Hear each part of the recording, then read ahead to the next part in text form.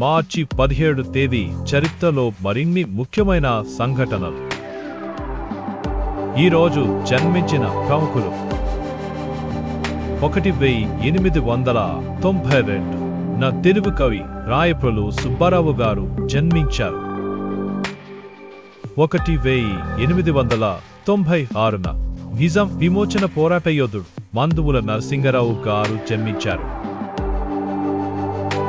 1963 వెస్టిండీస్కు చెందిన మాజీ క్రికెట్ క్రీడాకారుడు రోజర్ హార్పర్ గారు జన్మించారు. అలానే ఈ రోజునే మరణించిన ప్రముఖులు. 1945 దేశోపకారి పత్రికా సంపాదకుడు సత్యరాజు సీతారామయ్య గారు మరణించారు.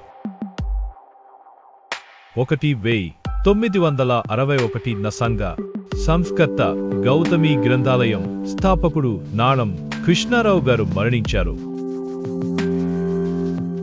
1984 రచయిత ఇక్కిరాల కృష్ణమాచార్య గారు మరణించారు. అలానే ఇదే రోజున ముక్సవిమాన ఘటనలు.